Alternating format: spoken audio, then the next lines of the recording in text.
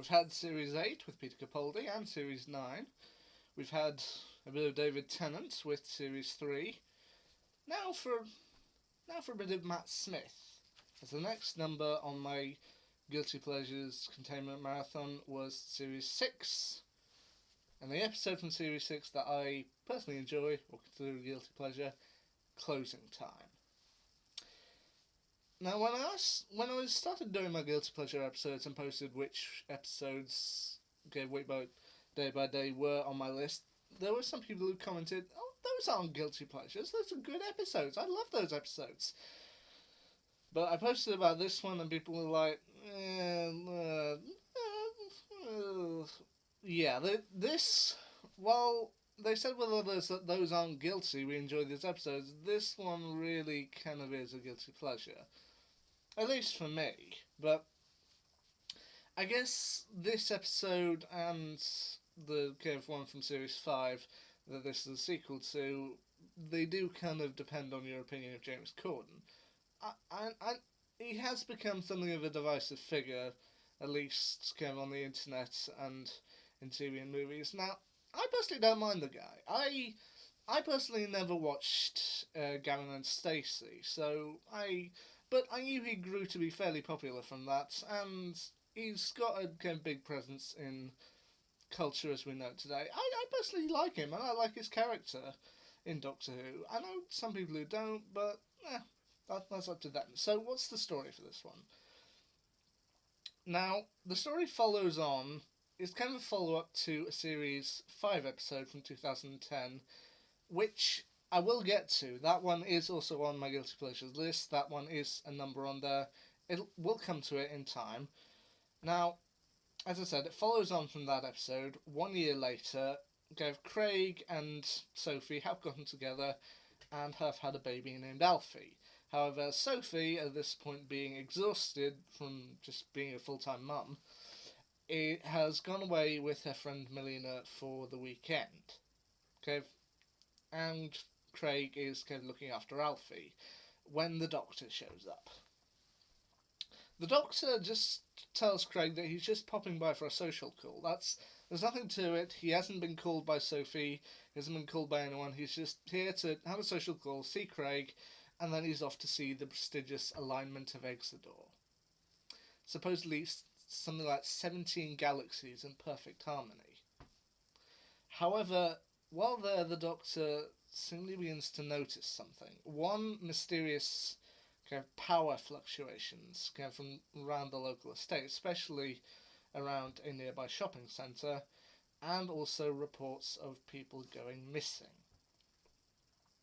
So he and Craig ultimately investigate and find that there's a cyber ship underneath the shopping centre, and the Cybermen are planning to recruit, capture people, kill them, use their parts, and then ultimately, when they're ready, emerge and take over the planet.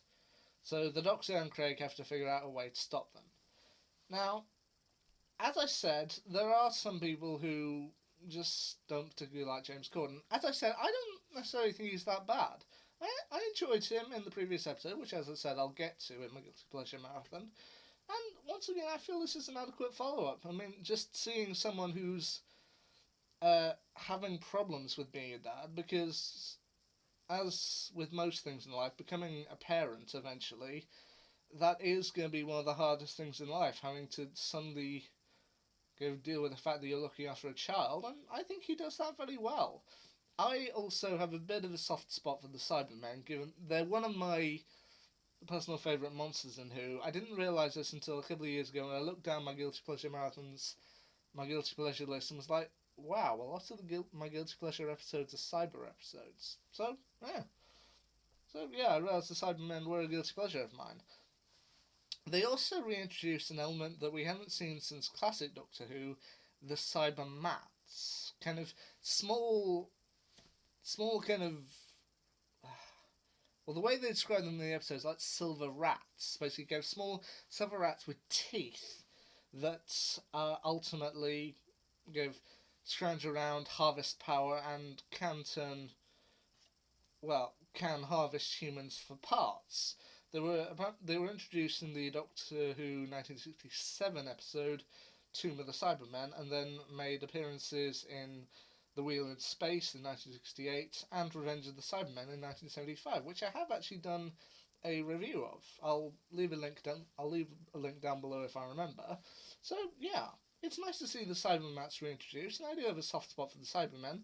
We also do have a very likeable character named Val, played by Linda Barron, who she's kind of like someone who, well, she believes at first that the Doctor and Craig are, well, she believes they're gay. But she's not one of these homophobic guys. She's like, well, it's nice for baby to have two daddies who love each other, and she does kind of notice things. I mean, when the Doctor asks her if she's seen anything strange around here, she's like, well, there's two people who are kissing in the toiletry section. Who's like, all right, and he's like, well, then there was also reports of a silver rat. Who's like, what?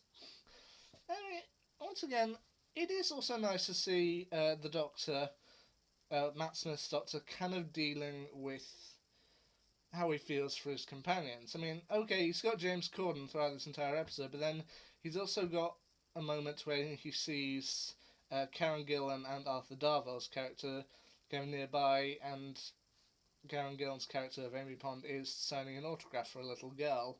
Eventually the Doctor turns around and he sees a billboard up, and turns out Amy is now a model and has released a perfume titled Petrichor for the girl who's tired of waiting, which is kind of a nice touch. I mean, if you knew what petrichor actually is, the smell of dust after rain, it's a little bit of a strange thing to name a perfume after, but then again, as I say, I enjoy this episode. I think it's fun. But aside from James Corden, the other issue people seem to have with this episode, at least from what I saw, is the ending. And I'll admit I'd be lying if I said I didn't exactly see why. Because people's main complaint is that they blow the Cybermen up with love. I think it's kind of sweet, but then I can see somebody like, no, really, no, this doesn't work. But, you know what?